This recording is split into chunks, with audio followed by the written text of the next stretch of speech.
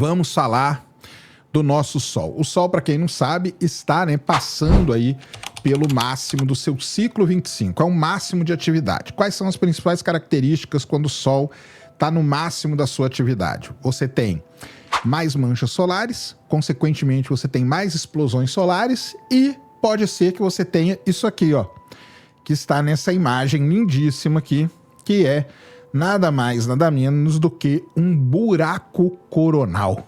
Isso mesmo. Tem tomado aí, as notícias, Como diz meu amigo Richard, lá do Galeria do Meteorito, não precisa fugir para as montanhas, tá? Não precisa fugir para as montanhas, porque nós vamos entender o que é isso aqui e qual é o grande problema de um buraco coronal, o que ele pode causar, na verdade, O que isso aqui pode causar para a Terra? Pode destruir o planeta? Será? Você acha que vai destruir o planeta, um buraco coronal desse? Nós vamos descobrir. Muito bem. Primeiro, como que você forma um buraco coronal, O Sol, para quem não sabe, ele tem um problema seríssimo, como toda estrela. Ele tem um negócio chamado rotação diferencial. Então, se você pega a Terra gira igualzinho, Porque ela é um corpo maciço. O Sol não é. O Sol é uma estrela. A estrela é um negócio de plasma. O Sol, ele gira com velocidades diferentes. Então, a parte aqui polar do Sol gira com uma velocidade, a parte equatorial gira com outra, e por aí vai. Essa rotação diferencial que a gente chama, ela causa um problemaço. Qual o problema principal? O campo magnético do Sol não é aquele campo magnético que a gente conhece da Terra, bipolar, bonitinho, Polo Norte, Polo Sul e tudo mais. O campo magnético do Sol, ele é todo bagunçado, ele tem várias linhas de campo, tem vários polos, vários dipolos magnéticos aqui no meio da estrela, causado principalmente por essa rotação diferencial do Sol, beleza? O que acontece é o seguinte, você começa a acumular linhas de campo magnético, essas linhas de campo magnético começam a causar uma anomalia e às vezes essas linhas de campo arrebentam.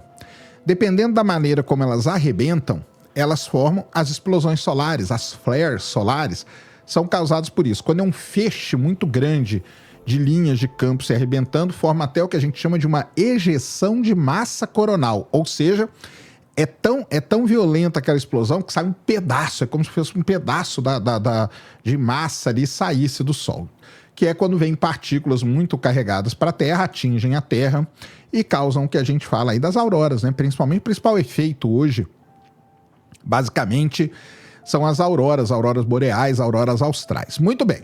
O que acontece, o que pode acontecer, na verdade, é o seguinte, pode ser que essas linhas de campo magnético se acumulem num lugar muito grande, formem uma região que a gente chama uma região ativa, e todas essas linhas de campo acabam se abrindo, se arrebentando. Quando muitas dessas linhas de campo se abrem, forma o que a gente conhece como um buraco coronal. Buraco coronal, então, nada mais é do que isso aí. É formado em regiões onde os campos magnéticos se abrem. Primeira coisa que acontece quando você tem um buraco coronal, você tem um escape dessa região aqui de um vento solar, tá?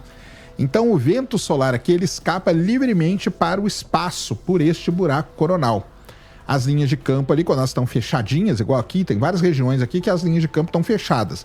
Aqui não tá, o vento não tá escapando diretamente. Aqui ele está escapando diretamente. Muito bem.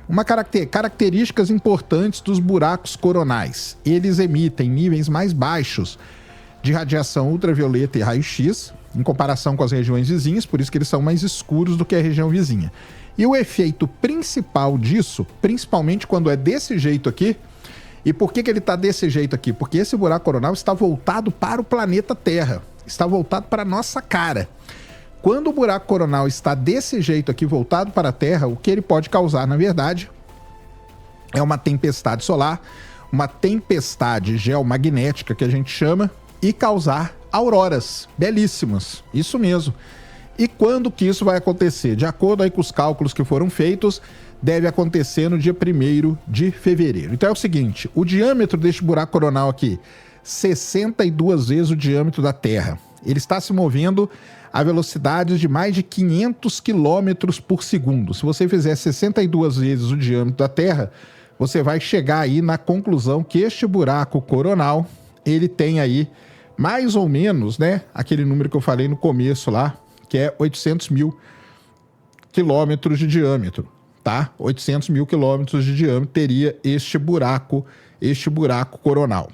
De acordo com os serviços aí de Space Weather, né, que a gente chama de clima espacial, esse fluxo deve chegar à Terra até 31 de janeiro ou 1º de fevereiro, né? E pode desencadear condições de tempestades geomagnéticas G1, tá? Não vai ser tão forte, não.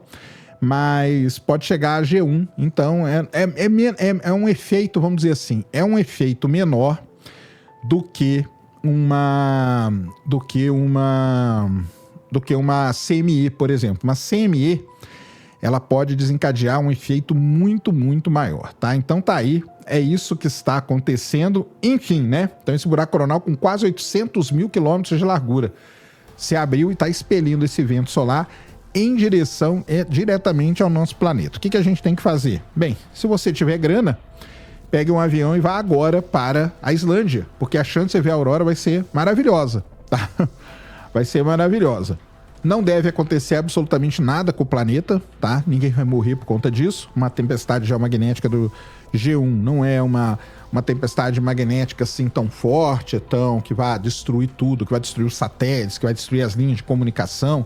Então você aí que tá, eu recebi várias mensagens, meu Deus, e agora? O que vai acontecer, Sérgio? Vai acabar com tudo, vai acabar o mundo, nós vamos acabar dentro de um buraco desse? Não vai acontecer absolutamente nada, tá?